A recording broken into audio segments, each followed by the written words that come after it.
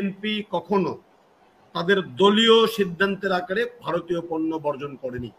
BNP পারবে কি পারবে না, তাদের হ্যাটাম আছে কি হ্যাটাম নাই, এটা বিএনপি বুঝবে, এটা আমার বলার দরকার।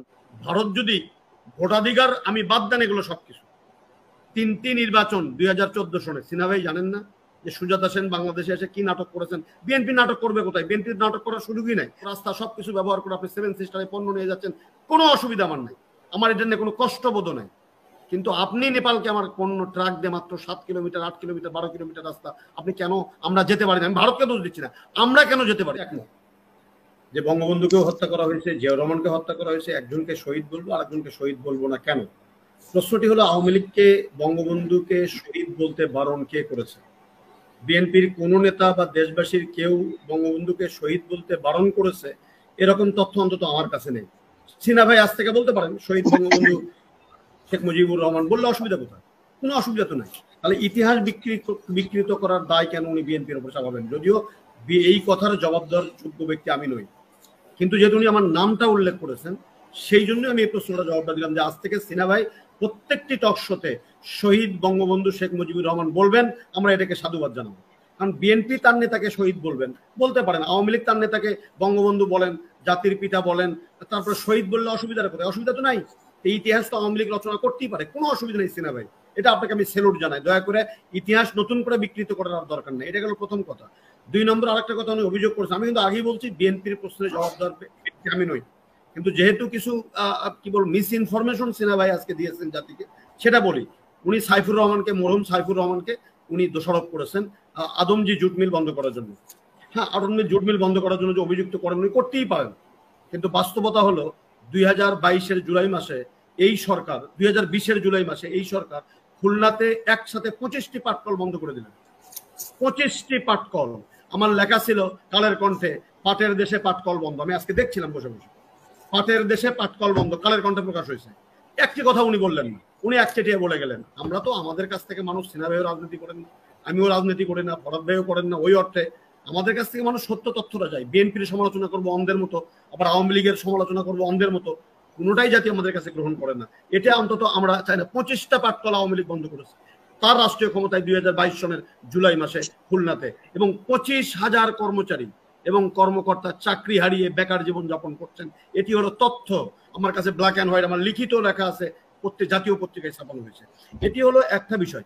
আর একটি কথা হলো যে দেখেন মানুষ, আমি তো আপনাকে বললাম যে বিএনপি কখনো তাদের দলীয় সিদ্ধান্তের আকারে ভারতীয় পণ্য বর্জন করেনি। বিএনপি পারবে কি পারবে না, তাদের হ্যাটাম আছে কি হ্যাটাম নাই, এটা বিএনপি বুঝবে, এটা আমার বলার দরকার নাই। কিন্তু প্রশ্ন হলো ভারত যদি উপর্যুপরি আমাদের স্বার্থের বিপক্ষে অবস্থান নেয় আর দেশের সাধারণ মানুষ যদি তার বিপক্ষে দাঁড়ায়, আমাদের কষ্টটা কোথায় লাগে? ভারতের আচরণের কারণে যদি আমাদের দেশের মানুষ সংক্ষুব্ধ হয়, তাহলে সেই সংক্ষুব্ধ মানুষের পাশে না দাঁড়িয়ে স্বাধীন বাংলাদেশের মানুষ যারা আমাদেরকে সংক্ষুব্ধ করার জন্য প্রতিনিয়ত একটু একটু করে উস্কানি দিচ্ছে, তাদের পাশে না দাঁড়িয়ে, তাদের বিপক্ষে না দাঁড়িয়ে কেন দেশের সাধারণ মানুষদের পাশে আমরা কথা বলি না? এটি তো একটি বড় ধরনের প্রশ্নের জায়গা।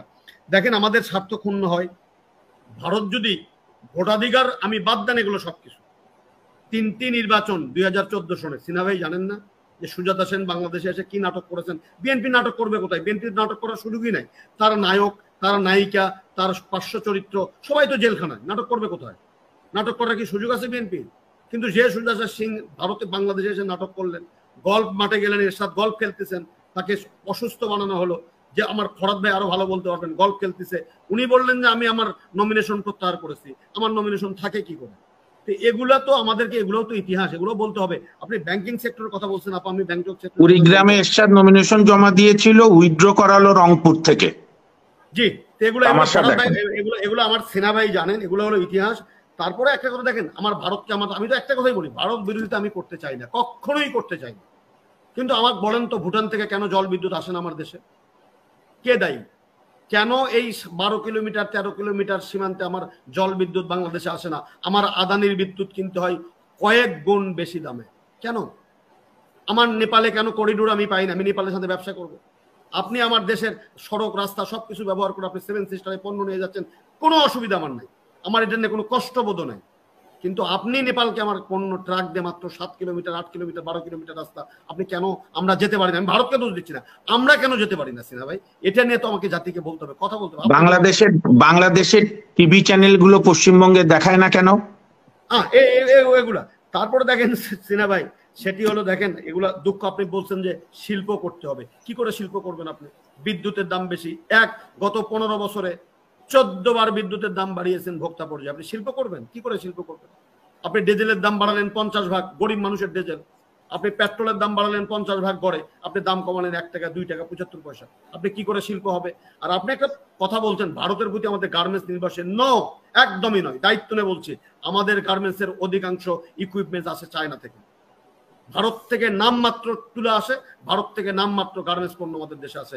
বরং আমাদের গার্মেন্টস কিন্তু অনেকাংশে ভারতের প্রতি অনেকটা নির্ভরশীল। বরং ভারত আমাদের দেশে প্রায় কেউ বলে 10 লাখ, কেউ বলে 5 লাখ, কেউ বলে 7 লাখ অবৈধভাবে তারা আমার দেশের এই কষ্টের রেমিটেন্সটাকে তারা নিয়ে যায় অর্ধেক। আমরা $16 বিলিয়ন পার বছরে গড়ে অনাবারে $16 বিলিয়ন আমরা রেমিটেন্স নিই, তার $10 বিলিয়ন তারা নিয়ে চলে যায়। এগুলো নিয়ে কথা বলেন সিনহা ভাই, আসেন এগুলো নিয়ে